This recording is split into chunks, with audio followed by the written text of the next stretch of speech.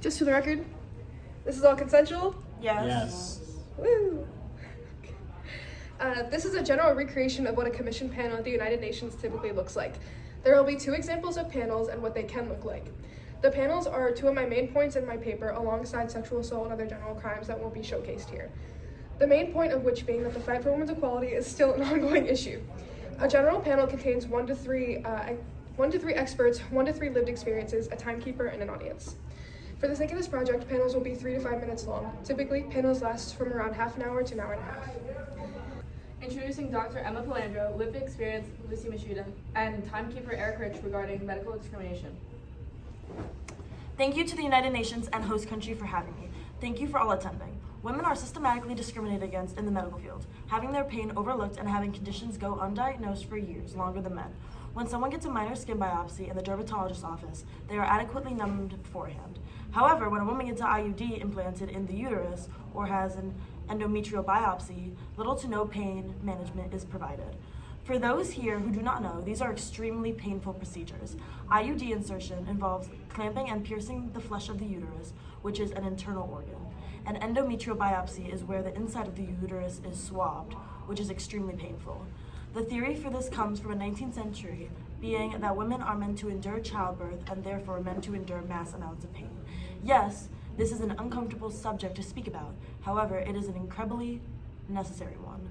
Women wait on an average 30 minutes longer than men due to receive care regarding the same issues and are less likely to receive painkillers for the same issues. I walked into the doctor's office with a piercing headache a few months ago after having sex.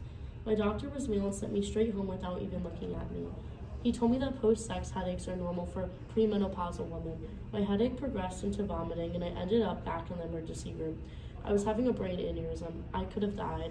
I have an extremely hard time trusting doctors now. This panel is now taking questions. Why, in your opinion, are women discriminated against in medicine? Many times, women's pain is sworn off as aging, menopause, or their menstrual cycle, and told that pain is normal. Women are viewed and described as hysterical, and that means that their pain and health concerns are often pathologized and hysteric. This panel's time is up. Introducing Human Rights Officer Lucy Machida, lived experienced Emma Palandro, and timekeeper Eric Rich regarding the subject of child marriage and female genital mutilation. Thank you to the United Nations and host country for having me. Thank you all for attending. Over a third of young women in sub-Saharan Africa are married before the age of 18. Its prevalence varies amongst regions. In Namibia, it's 1 in 14 women. In Mozambique, it's 1 in 2. The reason we're hosting this panel is to bring attention to the issue, one of many forgotten forms of gender-based violence. Hello, I am the coordinator for the NGO Girls Not Brides. I have seen hundreds of girls forced into marriages, some as young as 6 years old. The effects I've seen of child marriage are detrimental, stripping away the innocence, dignity, and girlhood of these children. Now, this issue has been spread to Italy as elders flee from Africa and take their practices elsewhere. This panel will now be taking questions. How do we end this issue and what steps are we taking? Poverty and cultural practices play a large part in this tradition and is due to limited schooling and limited opportunities for the young women and girls in the area. In order to stop this issue, we must understand it and address its root causes.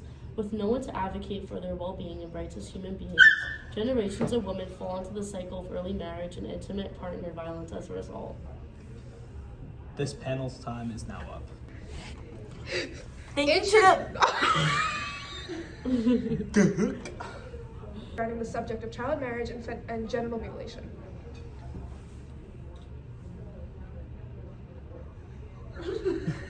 Oh, I didn't realize you were starting over.